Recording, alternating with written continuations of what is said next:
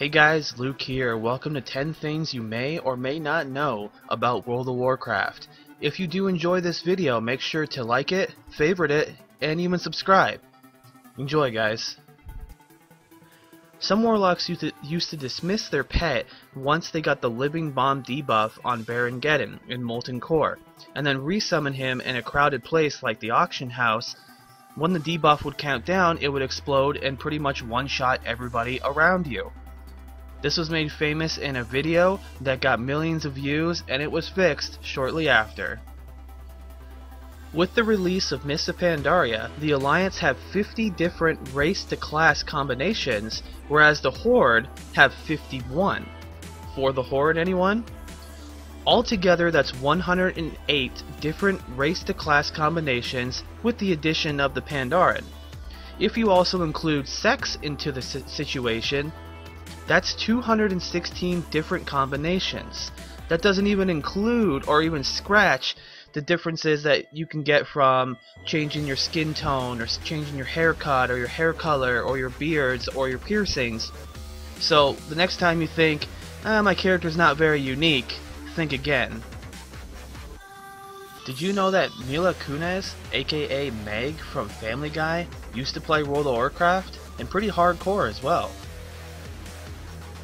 Right now, the most precious ore in World of Warcraft is pyrite ore. But did you also know that in real life, pyrite ore is also known as fool's gold?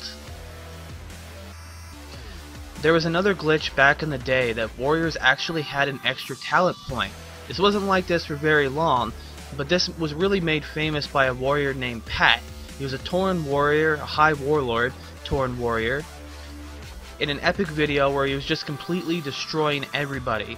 Like I said, this was fixed pretty quickly, but the fact that he could get an extra point actually gave him an extra skill, and he would just go in there and destroy people. There was actually a short period of time where PvP gear was better than PvE gear for raiding, like in Molten Core or Onyxia.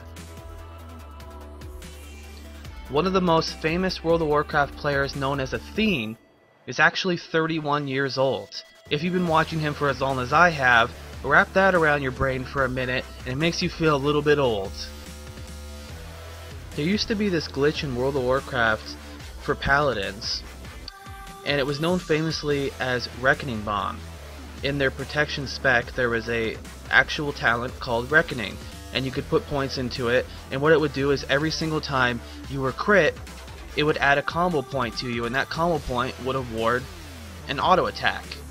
So what players would do is they would duel each other, and the paladin would just stand there and take it and take it and take it and take it and keep building up combo points. Well, Blizzard forgot to put a cap on this. Not that they maybe forgot, or maybe it just didn't actually get implemented, or whatever the case was. So the paladins would build up combo points like crazy, and then they would go to an outdoor raid boss named Kazakh that had dropped some of the best gear in the game, including the best helmet in the game for paladins at the time, and literally one-shot him. And it was crazy because you would just run up to him and you would just auto attack, and all your auto attacks would go off. There were many videos about this, there were many forum posts about this, and yeah, it was fixed pretty quickly. When World of Warcraft came out, you got absolutely nothing for killing the opposing faction, not even an honorable kill. And for number 10, I want to give you some things you didn't know about PvP back in the day. The brackets used to be 21 to 30, 31 to 40, 41 to 50, 51 to 60 in vanilla. You can imagine how bad of gameplay this would create. At level 40, you would be one of the few people in there that actually has a mount. At level 30, you would get skills that would separate you greatly from other people because some of your main skills came at level 30. And at level 60, you would have epic gear from Onyxia and Molten Core and killing level 51s in Alteric Valley. You thought that it's not balanced right now in PvP? The way it was back then was ridiculous.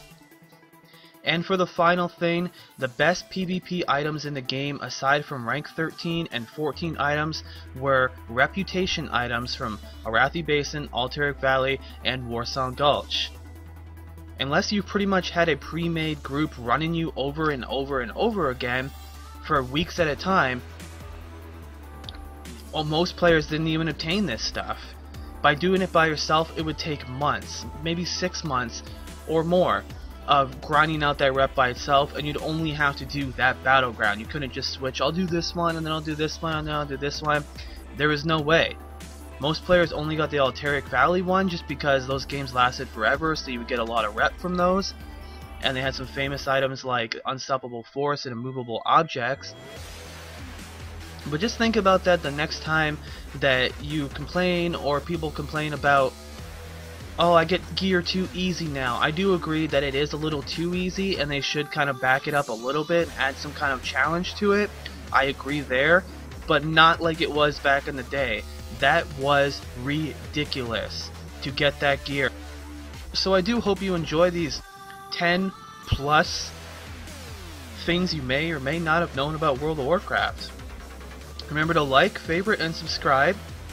And I have tons of other videos, including World of Warcraft gold guides, Diablo 3 stuff, Dota 2, all that good stuff. So check it out, guys, and thanks for watching.